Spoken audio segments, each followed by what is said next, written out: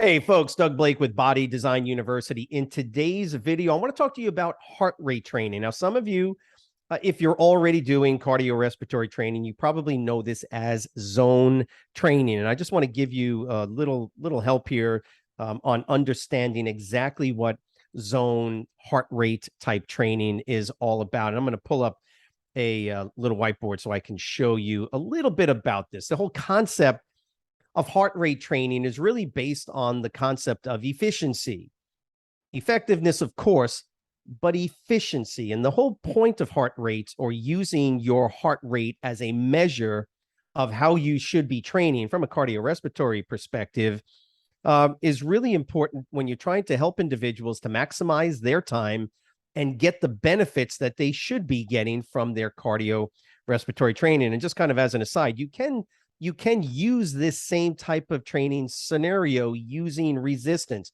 Remember, heart rate training itself, it doesn't matter what you're doing. It doesn't matter how you're training technically. Why? Because everything is going to be fundamentally based on your heart rate, not just the beats per minute, but also the duration of keeping it within these different ranges of heart rate. Now, just a couple of concepts to keep in mind when we talk about heart rate or zone training. That's what I want to hone in on here with you. A couple of concepts. Number one, first off, is this idea of ventilatory threshold. If you've never heard of it, we call it VT. And so ventilatory threshold simply describes that point of exertion where a couple of things are happening. Now, we can get very academic with it, and I can explain to you that at ventilatory threshold 1, this is where there is an equal usage of free fatty acids and an equal usage of free fatty acids and carbohydrates, or glucose, glycogen, whatever the substrate is, during the activity. What does that mean? That means that right now, as I'm talking to you, and more than likely as you're sitting there watching this video, you're breathing comfortably, and your body's main source of fuel for skeletal muscle tissue is going to be, quote, fat or free fatty acids, right? So very low intensity, meaning your total work output right now is relatively low. If I said on a scale of 1 to 10, energy output wise, where are you at? You'd be like, well, 1, maybe 2, something like that. Versus when you're sprinting down the road, you would say 8, 9, maybe even 10 on a scale of 0 to 10, right? So that energy output. And the idea is that the human body, generally under low intensity physical output conditions, is using predominantly free fatty acids floating around in your blood system, held as triglycerides in your fat, right? Subcutaneous fat stores. That's what's ultimately being used and converted into ATP ultimately in the muscle. And your body is not using anaerobic glycolysis or any of that stuff, right? So, but at VT1, ventilatory threshold 1, describes this point where, because you're starting to do whatever exercise it is, I don't care if you're on a treadmill, I don't care if you're running, I don't care what you're doing. You could be doing dumbbell curls. Dumbbell presses or whatever, your heart rate will go up and you will start to breathe heavier. And what starts to happen is the skeletal muscles start to shift over into more of a carbohydrate use scenario. So VT1 is that point where, first off, carbohydrates and fat, right, as both sources of fuel, become 50-50. That means that your body is pretty much using fats for half the ATP production and carbohydrates or glycogen, glucose for the other half. And so ventilatory threshold 1, that's one descriptive way of understanding it. Ventilatory threshold 1 is also where your breathing becomes a little bit more difficult, right? So now you're jogging, running, whatever the case is, and you hit what's called VT1. Now, point is that really the only real objective way we can measure that is how, right? We would have to check your lactate levels in your blood, and we could also check the total usage of glucose, glycogen, carbohydrates, obviously, and fat at that 50-50 mark. But the way we do it in the Real world is we do what's known as a VT threshold test. It's really pretty simple.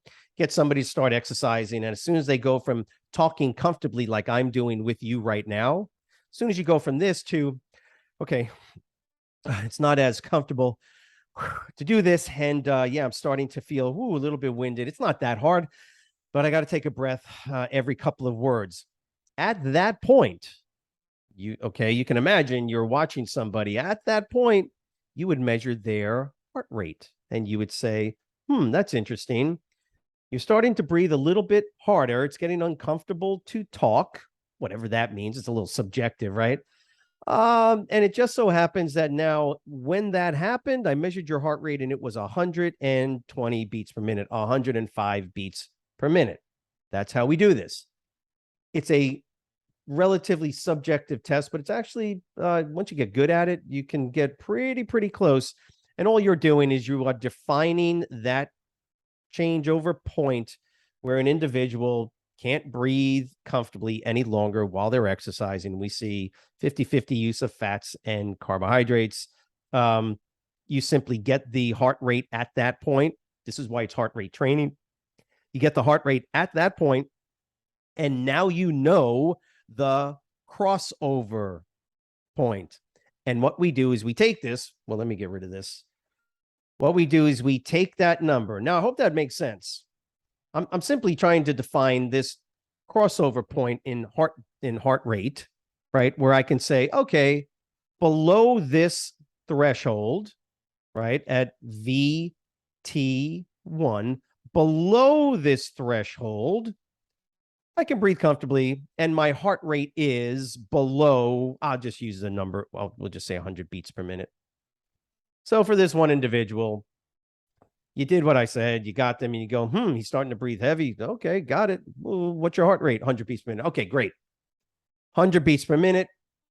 By the way, I'm not saying that's VT1, but you get close, and that's kind of the idea, is you get kind of close with this. So if you want to get really strict on zone training or heart rate training, that's how you would do it. So now you have this crossover point, this magical point at ventilatory threshold 1, where we can then say, you know what? This is what we call zone 1. And I can train in zone 1. And I can train, where I'm breathing fairly comfortable. But as soon as I hit that threshold crossover point, I'm now into what's known as zone 2.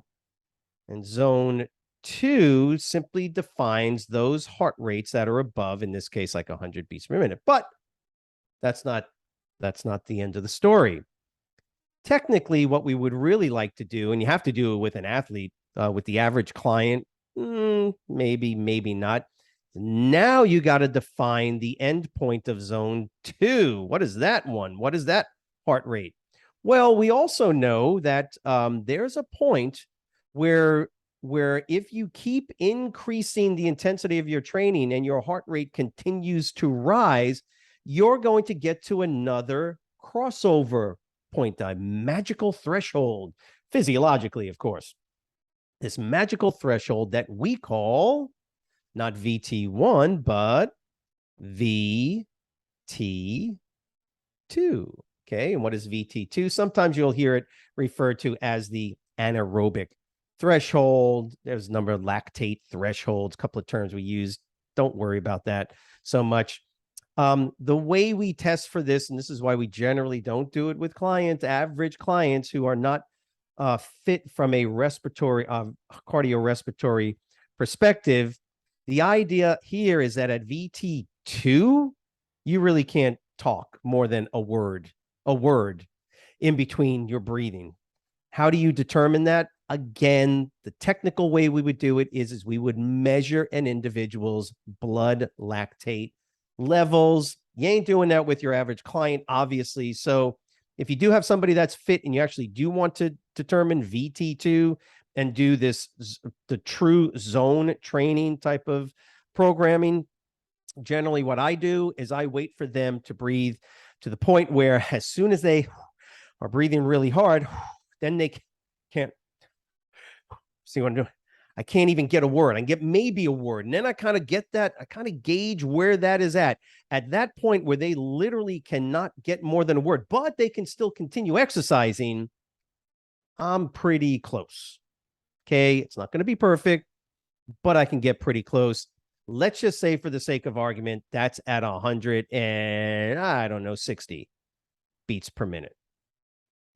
Now, what can I do? I've got my two magic thresholds, right? VT1, VT2, and now I can add my what's known as zone 3. I am not in this video going to go into the programming for this because we'd be here all day. There's percentages that you can put people in, and it's all really interesting and good stuff. Here's the deal, and I'm gonna erase all of this and get out of this so you're not focused on that. Here's the deal with zone training or heart rate training. It provides a level of precision that you're not going to get if you don't do it. Now, of course, I can always simply go by the breathing test, right? I can ask somebody to determine where they're not breathing comfortably any longer, and I can say, look, let's stay there for 15, 20 minutes. Or I can move into, and that, by the way, what I just explained to you is where this concept of HIIT training really comes in. So high intensity interval training. And by the way, if you want me to talk about that more, you want more information, leave it in the comment section below. More than happy to do a video on that. But this is where high intensity interval training. There's also moderate intensity interval training you can do. But the idea is you can have some fun with it, but it's precision and accuracy. Instead of just telling a client to go train for 20 minutes at a target heart rate of 70 to 85% max, you could do that. And sometimes that's easy to do. But if you can correlate VT1 and or VT2, which are true physiological indicators. That's why the ventilatory threshold model is used, and it's very effective, especially with athletes. I wouldn't train an athlete without using the VT methodology. Why? Because that's where the true physiological changes states occur. That's why those crossover points are so critical. On the other hand, if you don't want to do that with a client and you don't have a heart rate, I don't know why you wouldn't have a heart rate monitor. Come on, it's the 21st century. Everybody, you need a heart rate monitor. That's what allows you to be precise when you're doing your training. Clients either too hard, back it down, or they're not training hard enough. You got to bump it up a little bit. Why? It's based on their physiology. Using target heart rate training zones based on percent of max heart rate. It's not as accurate, of course, because we don't know true max heart rate for the average person unless you actually get it tested. However, once again, there's that balance. How much are you actually going to do true academically research-based testing? Probably not. Versus, it's good enough for government work. So you use the 220 minus rate or whatever equation you're going to use. So I hope this was helpful. The idea is that you create more precision, you create a better, more efficient, effective program for your clients when you know these specific numbers, ventilatory threshold 1. And again, you don't have to, but it could be, it's critical, but it's not necessary. For athletes, it's critical, but for the average client that's not going to be training at these very high heart rates, not necessary. I just train them in zone 1, zone 2. That's the key. Precision, efficiency, effectiveness in programming. So I hope, again, this was helpful. If you have any questions, leave them in the comment section below. Just let us know how we can be of assistance, even if it's not on this topic. Remember to subscribe to the channel and share the video, because look, this information can be helpful for just about anybody, even those that don't necessarily want to become personal trainers, or those of you that already are and are trying to look for the little ways to get just a little bit better at your craft. And that's what we're here to do at Body Design Universities, to help you out with that. As always, have a great weekend. We will see you next week. Thanks.